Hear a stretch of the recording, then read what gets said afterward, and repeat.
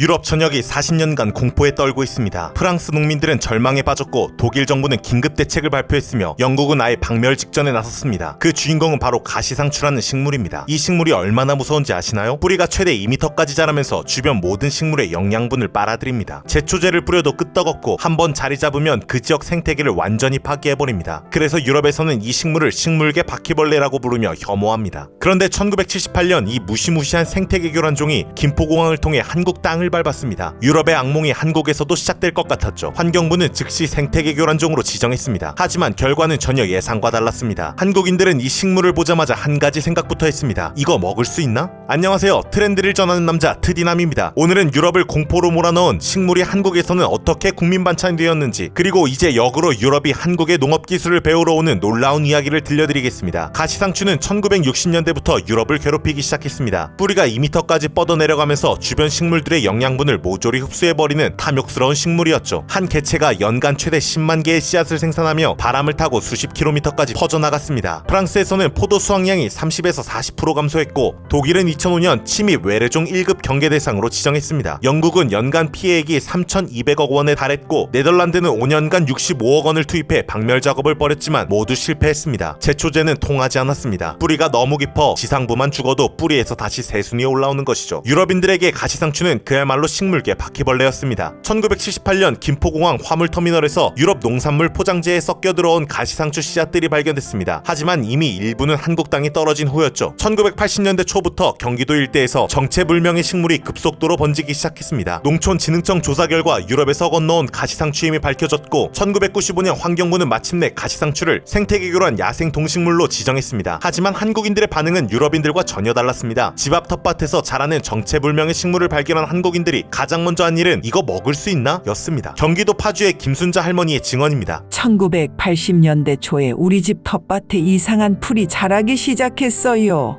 상추 같기도 하고. 그래서 일단 따서 먹어봤죠.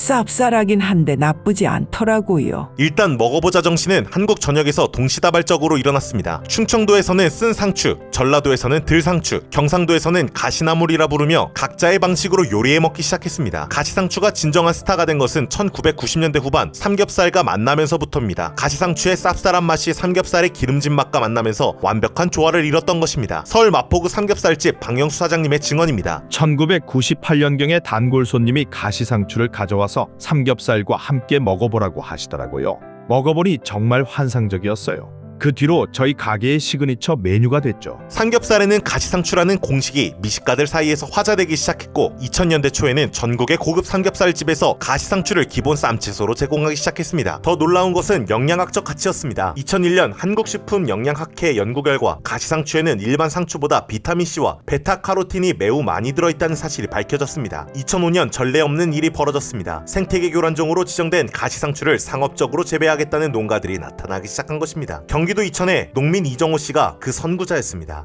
처음에는 주변에서 미쳤다고 했어요. 잡초를 키워서 뭐하냐고. 하지만 시장에서 가시상추를 찾는 사람들이 점점 늘어나는 걸 보고 확신했죠. 3년간의 시행착오 끝에 2008년 상업적 재배에 적합한 순화 가시상추 품종이 개발됐습니다. 야생종에 비해 가시가 90% 이상 줄어들었고 잎도 더 크고 부드러워졌습니다. 2010년 기준 전국 가시상추 재배 면적은 500헥타르를 넘어섰습니다. 환경부가 박멸 대상으로 지정한 식물을 오히려 대규모로 재배하는 세계 유일의 사례였습니다. 2012년 서울대학교 김영진 교수팀의 연구에서 가시상추가 변비 해소에 탁월한 효과가 있다는 것이 임상시험으로 입증됐습니다. 만성변비 환자들의 증상이 현저히 개선됐죠. 2014년에는 골다공증 개선 효과까지 발견됐습니다. 한국식품연구원 연구에서 가시상추의 특수 미네랄 복합체가 일반 칼슘 보충제보다 흡수율이 매우 높다는 사실이 밝혀졌습니다. 폐경기 여성 200명을 대상으로 한 임상시험에서 가시상추 분말을 6개월간 섭취한 그룹의 고밀도가 평균 8.5% 증가했습니다. 기존 골다공증 치료제와 비슷한 수준의 효과였죠. 2019년 유엔 식량농업기구는 한국의 가시상추 재배 기술을 침입 외래종 관리의 모범 사례로 선정했습니다. 한국이 보여준 접근법은 외래종을 유용한 자원으로 전환시킨 혁신적 사례입니다. 라고 평가했죠. 이에 따라 유럽 각국에서 한국의 기술을 배우려는 움직임이 활발해지고 있습니다. 2020년 독일 농업부는 한국농촌진흥청과 가시상추 활용기술 협력 협정을 체결했습니다. 40년간 박멸하려던 식물을 이제 한국에서 재배 기술을 배우겠다고 나선 것입니다. 2021년 프랑스 국립농업연구원에서 연구진 10명이 한국을 방문해 가시상추 재배 기술을 연수받았습니다. 프랑스 연구진을 이끈 피에르 뒤부아 박사는 한국의 접근법은 우리에게 완전히 새로운 패러다임을 제시했다. 고 말했습니다. 현재 한국의 가시상추 관련 산업 규모는 연간 2천억 원을 넘어서고 있다는 분석이 나오고 2023년 기준 전국 재배 면적은 3,500헥타르, 연간 생산량은 15만 톤에 이르고 있다고 합니다. 수출도 급성장하고 있습니다. 2018년 처음 시작된 가시상추 수출은 2023년 3,500만 달러를 기록했습니다. 일본에서는 한국산 프리미엄 쌈채소로 인기를 끌고 있죠. 2024년 현재 가시상추는 더 이상 생태계 교란종이 아닙니다. 환경부는 2003년 가시상추를 교란종 목록에서 제외하고 관리 대상 기화식물로 재분류했습니다. 세계 최초로 교란종이 유용종으로 지위가 바뀐 사례입니다. 결국 가시상추 이야기는 한국인의 특별함을 보여주는 완벽한 사례입니다. 유럽 전체가 40년간 박멸하려 했던 식물을 한국인들은 일단 먹어보자는 정신으로 접근했고 결국 그것을 국민 반찬으로 만들어냈습니다. 더 나아가 과학적 연구를 통해 그 가치를 입증하고 품종 개량을 통해 더 나은 작물로 발전시켰으며 이제는 전 세계에 그 기술을 전파하고 있습니다. 유럽인들이 식물계 바퀴벌레라고 혐오했던 가시상추가 한국에서는 삼겹살의 절친이 되었고 이제는 미래농업의 희망이 되었습니다. 40년 전 김포공항에 도착한 작은 씨앗 하나가 2천억 원 산업으로 성장한 것입니다. 이것이 바로 한국인의 위대함입니다. 위기를 기회로 바꾸는 창의성, 새로운 것을 두려워하지 않는 도전정신, 그리고 무엇보다 음식의 진심으로 세상을 바라보는 특별한 관점 말이죠. 내용이 유익하셨다면 구독과 좋아요 부탁드립니다. 지금까지 트리남이었습니다. 감사합니다.